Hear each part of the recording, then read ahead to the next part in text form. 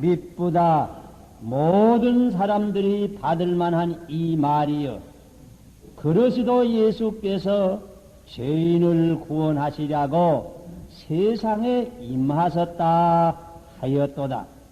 죄인 중에 내가 괴순이라. 여기 이 말씀 보면 사도 바울이 자기 사랑하는 제자 디모데에게 자기의 현금을 열어놓으면서 얼마나 감사하다고 하는 말씀을 여기 합니다.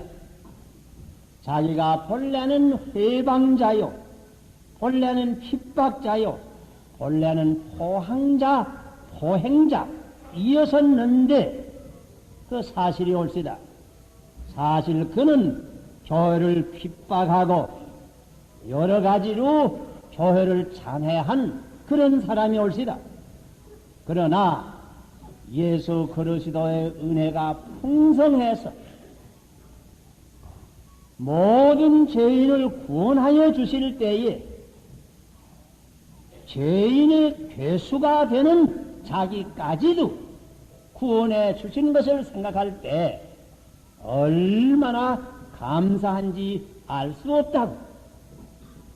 그뿐더러 자기와 같이 회방자이었고 핍박자이었지만은 긍휼하심을 더욱 베풀어서 귀한 직분까지 맡겨서 하느님의 말씀을 전하게 하시는 것을 생각할 때에 그 은혜가 얼마나 감사한지 알 수 없다고.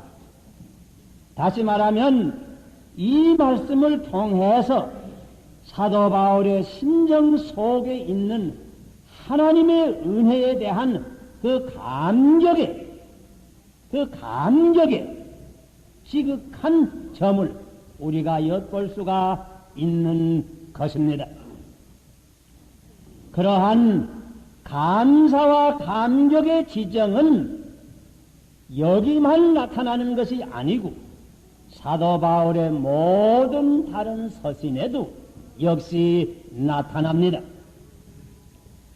그래서 고린도전서 15장 8절과 9절을 읽어보면 거기 사도 바울이 어떻게 예수님께서 죽은 가운데서 부활하신 후에 여러 사도들에게 나타난 이 얘기를 적다가 8절에는 이런 말씀으로 하였습니다.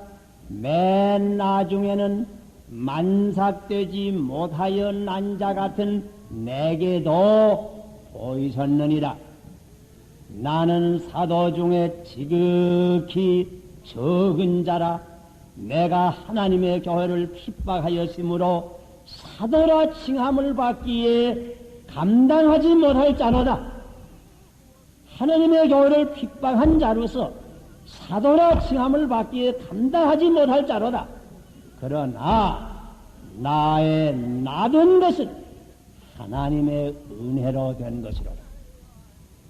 여기에도 이렇게 자기가 포악하고 자기가 회방하고 핍박한 이런 자인데 하나님께서 구원해 주실 뿐더러 이렇게 귀한 직분을 맡겨 주셨으니 얼마나 하나님의 은혜가 감사한가. 하나님의 은혜에 대한 감격을 우리가 살필 수 있는 것입니다. 로마인서에도 역시 이런 글귀를 우리가 찾을 수 있습니다. 로마인서 5장 8절에 우리가 아직 죄인 되었을 때에 그리스도께서 우리를 위하여 죽으심으로 하나님께서 우리에게 대한 자기의 사랑을 확증하셨느니라. 우리가 죄인 되었을 때 하는 말은 사도 바울은 자기 자신을 깊이 생각한 줄 압니다. 내가 죄인 되었을 때에 그리스도께서 나를 위해서 죽으셨다. 5장 10절에 보면 우리가 원수 되었을 때에 그 아들의 죽으심으로 말미암아 하나님을 얻음으로 화목하게 되었은즉 이런 글귀를 썼습니다. 이 글귀를 쓸 때도 역시 자기 자신을 많이 생각한 줄 압니다. 내가 원수 되었을 때에 그는 그 아들의 죽으심으로 말미암아 우리로 하여금 화목의 길을 열어주셨으니 이 은혜가 얼마나 감사한가. 일생을 주님께 몸 바쳐서 천신만고를 겪으면서 복음을 전파하며 교회를 봉사한 사도 바울의 깊은 심령 속에는 이 감격의 신앙이 있었습니다. 이 하나님의 은혜에 대한 깊은 감격의 심정이 있은 것입니다. 이와 같은 감격의 신앙은 그러하여금 복음 전파자를 만들었습니다. 내가 복음을 전파할지라도 자랑할 것이 없으면 내가 부득불함이로라. 복음을 전파하지 않으면 내게 화가 있으리로다. 심지어 이런 말도 하였습니다. 이와 같은 큰 은혜를 받고서 잠잠할 수가 없었던 것입니다. 이와 같은 깊은 감격의 신앙은 그러하여금 교회를 봉사하며 만인을 봉사하는 봉사자를 만드는 것입니다. 그러시도의 사랑이 그를 강권하였습니다.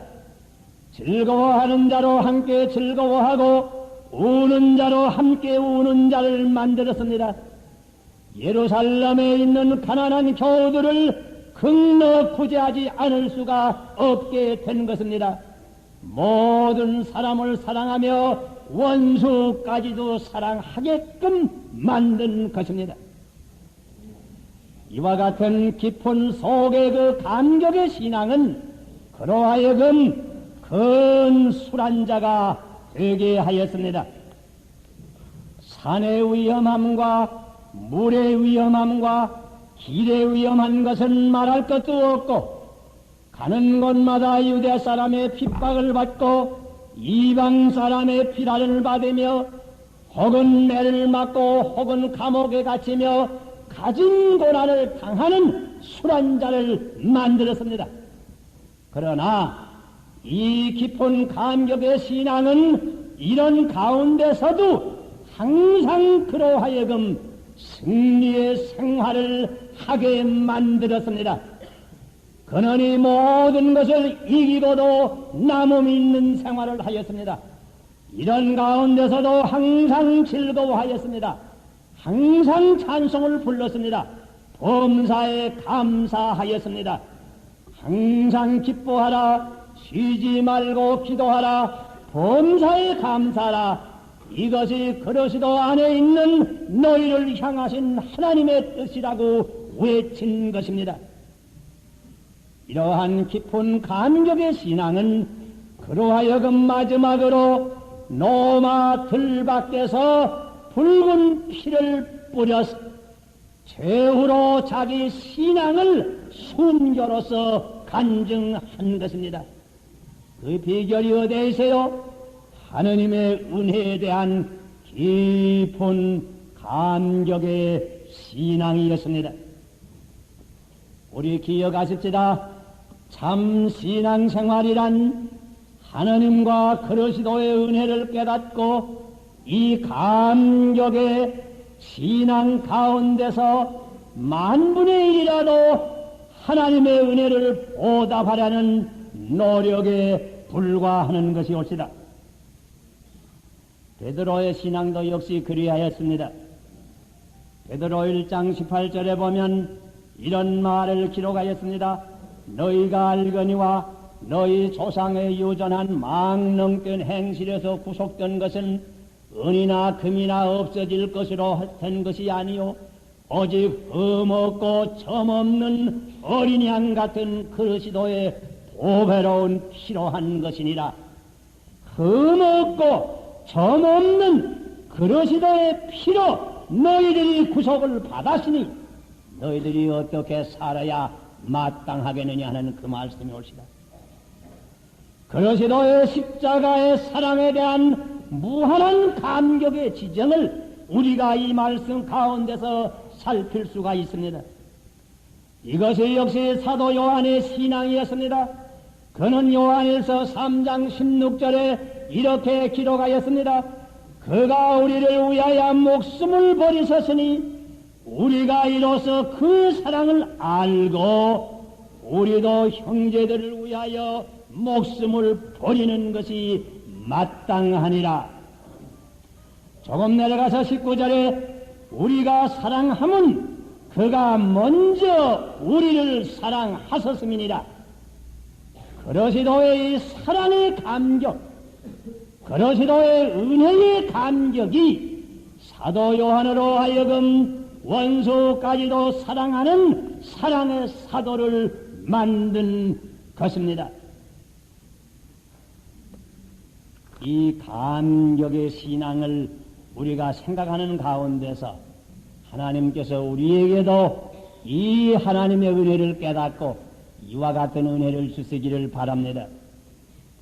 이것은 사도들의 신앙만이 아닙니다. 모든 교부들과 모든 성자들과 모든 참된 성도들의 공통한 신앙의 특색이었습니다. 어거스틴도 일단 회개한 다음에는 그 일생을 통해서 이 감격이 마음 가운데 있었습니다. 내가 죄를 많이 지은 사람인데 그러시도께서 내 죄를 용서하시고 이렇게 구원하여 주셨으니 내가 무엇으로 이 은혜를 보답할까? 17세기에 피란민 적은 교회를 중심으로 해서도 우리 신교 가운데 세계적 선교운동을 일으킨 신첸돌프의 신앙의 특색이 또한 이것이었습니다. 그의 마음 가운데는 언제든지 그리스도의 십자가에 대한 그 사랑의 감격이 떠날 수가 없은 것입니다. 감격의 신앙이 그로 하여금 그와 같은 봉사와 사업을 하게 만든 것입니다. 지금 독립된 인도네시아라고 하는 나라가 있지만은 그 인도네시아라는 나라에 가면 바다악 교회라고, 그 이름이 조금 별하지만 바다악 철치라고 교회라고 아주 인도네시아 사람으로 조직된 어느 다른 선교부에 별로 도움도 안 받는 독립된 큰 교파가 하나 있습니다. 아마 세대 교인수가 약 50만 되는 큰 교파입니다. 그런데 이 교파는 유로바에서 온 어떤 청년 한 사람이 처음에 복음을 전파해서 세웠다고 합니다. 유로바 북부에 있는 어떠한 청년이 소년 시절에 중한 다리의 병을 만나서 그때 의사들 생각에 이 아이의 생명을 구하려고 할 것이면 이 두 다리를 절단할 수밖에 없겠다고 하는 그런 결론을 짓게 되었다고 합니다. 그래서 자기 부모도 깊이 생각하고 이 아이도 깊이 생각하고 결국 이 두 다리를 자를 것이냐 어떻게 할 것이냐 많이 생각하는 가운데 이 아이가 한번 하는 말이 어머니 성경을 볼 것이면 예수님께서는 다른 사람이 고칠 수 없는 병도 다 고쳐주셨는데 이건 내 다리는 이거 예수님의 그 능력이면 의뢰 고칠 수 있겠는데 이거 어떻게 고칠 수 없고 내 다리를 자를 수밖에 없습니까? 그러면서 이 하는 말이 난 그저 예수님께 그저 다리 자르지 않고 그저 이 다리 꼭 맡기고 예수님께 난 기도를 하겠습니다. 그래서 그 어머니와 그 아이가 둘이 간절히 그 다리 낫기를 위해서 기도했다. 그런데 하나님의 은혜 가운데서 그 다리가 나았습니다. 그리고는 내가 어떻게 하면 이 은혜를 갚을 수 있을까? 아직까지도 복음을 알지 못하는 나라, 복음을 듣지 못한 나라, 다른 사람이 가보지 못한 지방, 이런 곳에 가서 복음을 전파하겠습니다. 이렇게 작정을 하고 오래전에 인도네시아의 혈혈단신으로 나와서 복음을 전파하기 시작해서 그런 큰 교회가 섰다고 합니다. 하나님께로부터 받은 그 건강에 감격한 심정 가운데서 일생을 하나님께 바칠 때 하나님께서는 그 바친 신령한 제사를 축복하여 주신 것입니다. 왜 우리가 다 같이 부모의 사랑을 받으면서도 부모의 사랑을 깨닫지 못하는 때만이며 우리가 다 같이 예수를 믿으면서도 하나님의 은혜의 감격이 부족할 때 많습니다. 그것은 여러 가지 이유가 있는 줄 알지만은 그저 보통 쉽게 말하면 그저 사람이니까 다 그런 줄 압니다. 보통으로 우리가 은혜를 깨닫기가 어렵습니다. 또한 나는 우리가 은혜를 종종 깨닫는다고 할지라도 그저 곧 잊어버리기가 매우 쉽습니다. 우리가 이렇게 늘 모여서 하나님께 예배하면서 만복의 근원 하나님 이런 찬송을 부르지만은 우리가 그 은혜를 깨닫고 부를 때가 많지 못합니다. 십자가 무한영광일세 우리가 이 십자가라고 하는 말을 입으로 부르면서 노래하지만은 사실 십자가를 통해서 오는 은혜를 우리가 깨닫지 못할 때가 많습니다. 대체로 은혜가 너무 클 때에 그 은혜를 깨닫기가 어렵습니다. 아마 갑자기 우리 한국 같은 데서 해가 한 열흘이나 보름 뜨지 않다가 처음으로 해가 뜬다고 할 것이면 아마 대단히 감사할 겁니다. 여기 사실 북극지대에 가면 그런 지방이 있습니다. 모든 데는 몇 달 후에 해 한 번 봅니다. 그런 지방에서는 해가 한 번 뜨게 되면 뭐 크게 축하를 하고 감사를 하게 됩니다. 그러나 우리 한국 같은 데는 뭐 매일 해 뜨니까 매일 그 아침에 우리 해 뜨니까 뭐 해 뜨지만은 별로 이것 보고 감사한 생각이 나지 아니합니다. 다시 말하면 우리가 하나님의 은혜에 큰 그 은혜 가운데 살게 되어서 그 물고기가 물의 그 은혜를 모르는 것처럼 우리가 하나님의 은혜를 깨닫기 어려운 때 많이 있습니다. 공기도 너무 많으니까 공기 귀한 줄을 모릅니다. 물도 너무 많으니까 물이 귀한 줄을 모릅니다. 우리가 하나님 주신 이 우주, 하나님 주신 하늘, 하나님 주신 땅, 하나님 주신 건강을 가지고 하나님 주신 모든 것으로 살지만은 그 은혜를 잊어버릴 때 많이 있습니다. 또는 우리가 얻은 때 은혜를 잠깐 깨닫긴 깨닫지만은 곧 잊어버립니다. 그러게 우리 한국에 옛날부터 내려오는 말이 은혜는 물의 색이다. 물의 색에서 그 며칠 가갔습니다. 그러나 원수는 돌의 색이다. 잊어버리지 않는단 말이야. 10번 주다가도 한 번 안 주면 10번 준 건 잊어버리고 한 번 안 준 건 기억한다. 그게 우리 타락한 인간의 성품이올시다. 여기 도리 박사에 대한 얘기를 읽는 가운데 이런 얘기가 있습니다. 전에 그 미시겐 호라 큰 호수에 한 번 큰 배가 파선을 당해서 많은 사람이 물에 빠지게 되었는데 그 가운데 헤엄 잘 치는 사람이 하나 있어서 혼자서 17사람을 물에 빠진 사람을 건져 주었다고 합니다. 그러니까 그 사람에 대한 그 굉장히 신문 보도가 되고 여러 사람이 그 사람의 이름을 알게 됐는데 한 번은 나성에서 도리 박사라고 여기 한국에 나왔던 그의 바로 아버지가 되었습니다. 아버지가 되었습니다. 그 유명한 그때는 빌리 그랭과 같이 유명한 목사였었는데 그이가 나성에서 한 번 설교를 하면서 그의 그 이름을 부르면서 참 이렇게 용감한 것을 우리가 배워야 된다고 다른 사람을 사랑하고 구원하기 위해서 우리도 힘을 써야 된다고 이런 얘기를 했다. 그런 설교를 하고 나니 그 설교를 듣던 사람 가운데 한 사람이 손을 든단 말이에요. 그래서 무슨 뜻 손을 주냐니까 제가 바로 그 사람이 올 수다. 17사람이나 구원한 그 사람이 바로 그 자리에 와서 도리박사의 설교를 들었단 말이야.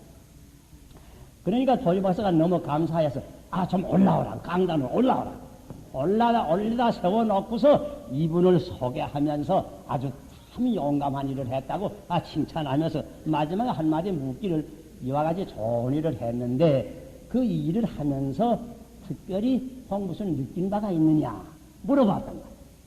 그러니까 이 사람 조금 생각하더니 별로 특별히 느낀 바는 없습니다. 그런데 한 가지 이상한 건 내가 그때 17사람을 구원해 주긴 주었는데 그 사람 가운데 한 사람도 나한테 와서 고맙다고 말한 사람 하나도 없었습니다.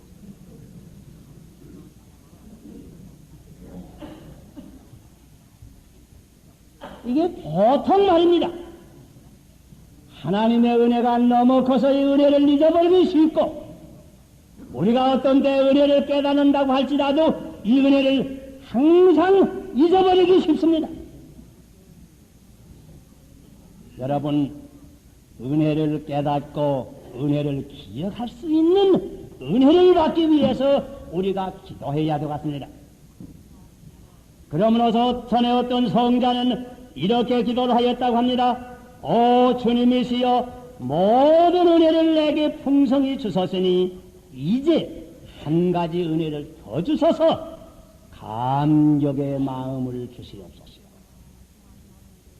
이 은혜까지 우리가 받아라. 그래서 하늘을 볼 때에도 감격한 마음으로 볼 줄 알고 들을 바라볼 때에도 하나님의 은혜에 감격한 마음으로 곡식으로 덮인 틀을 바라볼 줄 알고 가을에 단풍을 바라볼 때에도 감격한 마음으로 바라보고 길 가다가 예배당을 볼 때에도 감격한 마음으로 그 예배당을 바라보고 높이 솟은 십자가를 바라볼 때에 그리스도의 사랑에 감격으로서 그 십자가를 바라보고 특별히 독립된 우리 한국의 태극기를 바라볼 때마다 감격한 마음을 바라보고 내 사랑하는 부모, 내 사랑하는 처자, 내 사랑하는 친구들 모든 다른 동포들을 바라볼 때에도 감격한 마음으로 바라볼 수 있는 이 감격의 신 하나님의 은혜를 깨닫고 부모의 은혜를 깨닫고 친척의 은혜를 깨닫고 친구의 은혜를 깨닫고 사회의 은혜를 깨닫고 국가의 은혜를 깨달아서 모든 것을 바라볼 때에 감격에 넘치는 심정으로 바라볼 수 있는 이와 같은 은혜 우리가 더 받아야 되겠습니다. 우리 이 앞으로 한 주간 감사주간을 지나는 동안에 우리 하나하나가 한낮의 은혜를 더 받아서 이 감격의 믿음을 받기를 바랍니다. 이와 같은 감격의 신앙이 있는 이에게는 불평이 없습니다. 이런 이에게는 아무리 수고를 하고도 대우를 생각지 아니합니다. 이런 이에게는 억울한 일을 당하고도 원한을 품지 아니합니다. 이런 은혜를 받은 이는 남의 죄를 용서합니다. 이런 은혜를 받은 이는 범사에 감사합니다. 감격의 은혜를 우리가 받아야 되겠습니다. 기도하십시다.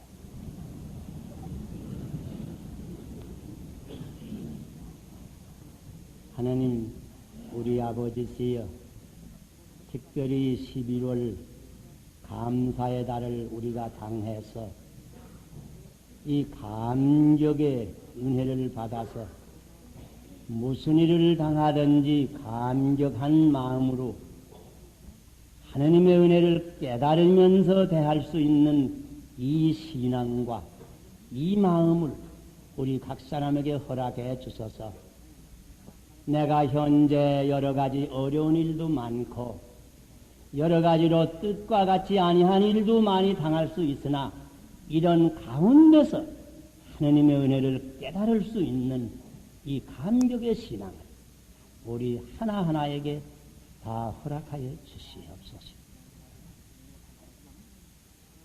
예수 그리스도의 십자가의 감격이 언제든지 우리 마음속에서 떠나지 않도록 축복하여 주시옵소서.